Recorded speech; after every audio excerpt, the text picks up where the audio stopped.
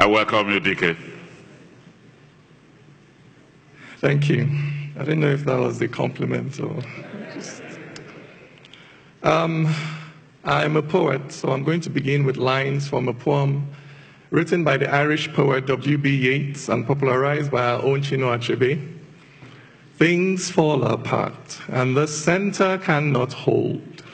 Mere anarchy is loosed upon the land.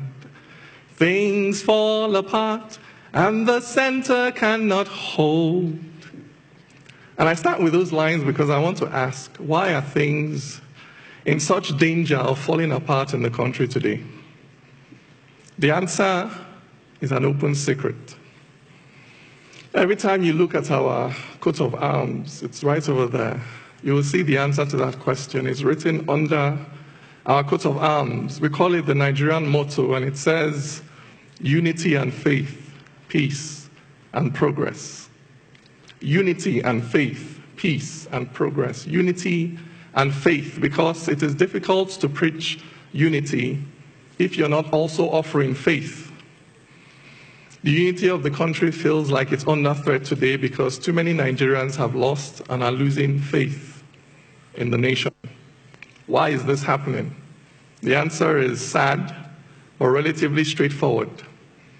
Where you have a soldier that has paid the ultimate price defending the territorial sovereignty of the country, perhaps in the northeast, and afterwards the government struggles for one reason or the other to care for the widow and orphans is left behind, people lose faith. If you have a Nigerian that has graduated from university with a 2-1 or a first class, and it's pounding the streets of Lagos and Abuja but cannot find a job because of federal character, quota system, tribalism, nepotism, people lose faith.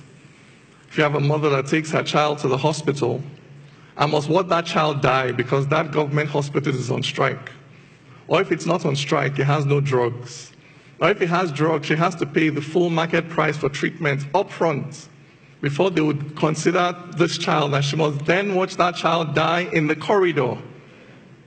People lose faith. And when people lose faith in the state, they take solace in the tribe, because the tribe is the natural enemy of the state. When people lose faith in the state, they take refuge in the tribe. And as more and more people take refuge in the tribe, they begin to trouble the peace of the nation, unity and faith, peace and progress. So how do you defend the peace of a nation that is being troubled in these ways? Not by bullets or bombs, but by bringing progress to the people. For it is that progress that restores the faith of the people in the state. For when the Nigerian passport, when the green, white, green becomes a valid ticket to a better life, people will rush to embrace the Nigerian identity. So I am a poet. I'm constrained as an individual. I can only preach one Nigeria with my mouth. But the Nigerian state cannot be seen preaching one Nigeria only with its mouth. No. It must preach one Nigeria with its architects and its builders, with its teachers and its extension workers. It must preach one Nigeria by building roads and bridges and hospitals and railroads. It must preach one Nigeria by bringing a progress that is inclusive to all, to Nigerians. Unity and faith, peace and progress. So that now, in this time of heightened ethno-religious tensions, the need for good governance and economic inclusion has never been higher. Because in the last 20 to 25 years, driven basically by worsening socioeconomic conditions, we have seen violent fronts open up all over the country. We have seen a militancy take root in the South-South, an insurgency take root in the Northeast. If this trend continues, how many more fronts may open in the next 20 to 25 years? At how many fronts can the Nigerian state fight simultaneously? Therefore, the issue of good governance and economic inclusion has become an existential one for our nation. If we are not able to turn the tide and begin to effectively deliver a better life to Nigerians across board, then it is only a question of time before the Nigerian state begins to buckle under the increasing weight of these multiplying socioeconomic contradictions. But there is hope.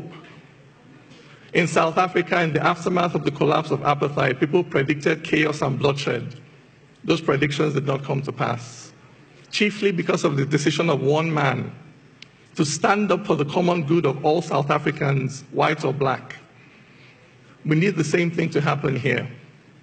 We need our government to commit to stand up for the common good of all Nigerians, regardless of faith, tribe, political affiliation. We need a government that will commit to investing, for instance, in infrastructure for all, investing in the roads that unite, in the bridges that bind, in the railways that connect, investing in our unity schools as they were meant to be, in the NYSC as it was meant to be, investing in creating heroes out of our sporting champions who daily demonstrate on the field of struggle that victory has nothing to do with faith and ethnicity and everything to do with hard work and tenacity. If we have a government that invests in these things, then there is hope.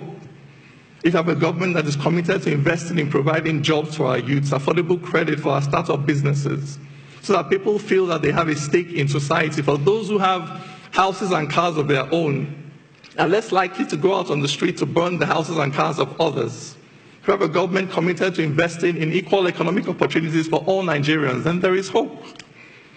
If we have a government committed to investing in laws that are certain and knowable in advance, in a justice that is blind to the power, the wealth, the political office, the faith, the ethnicity of those who stand before it, so that Nigerians know that action A will attract consequence B, regardless of who you are, then there is hope.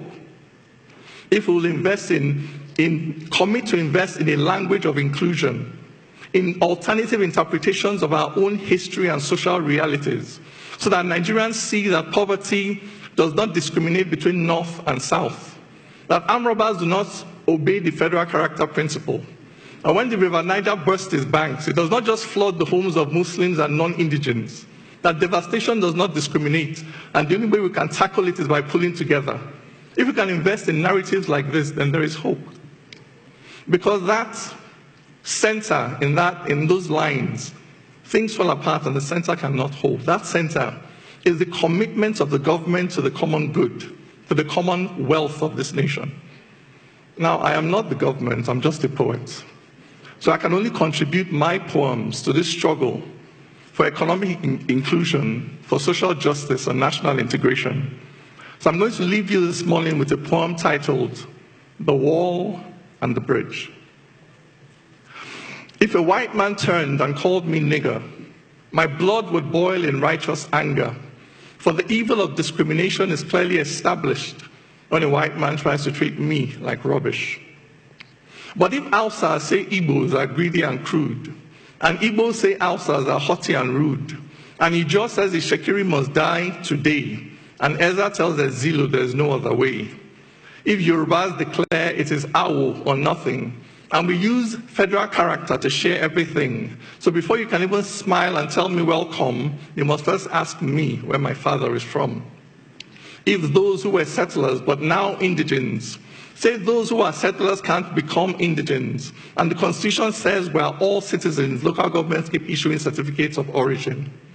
If my brother passed JAM but can't go to uni because he is Tiv and he's not Kanuri, and UNIMAID has a quota for its catchment area, so he must go back to Benue or wait one more year. If it's okay to say it's not okay to marry someone just because they are Kalabari and that every tribe should have its own side, are we not then practicing apartheid? If you cannot buy land unless you're a native and cannot find work unless you're a native and cannot feel safe unless you're a native, how can we then say we're not primitive? Yet, you go to London and get their passport, then settle wherever, however you want. You stand there and fight for equality, but come back and start to use ethnicity. I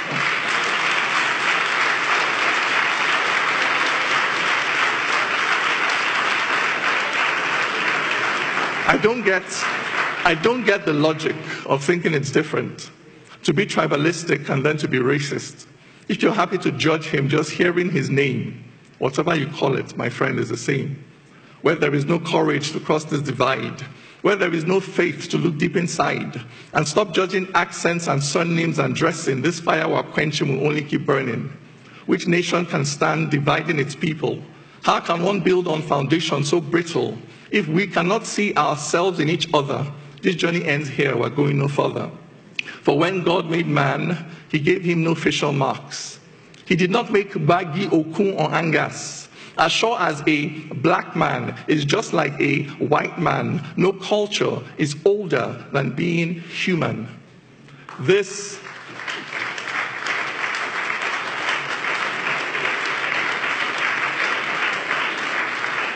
is the truth. Until we accept it, our nation will stumble on its broken feet. For the same things can bind us that drive us apart. For the wall and the bridge are both in the heart. Thank you very much.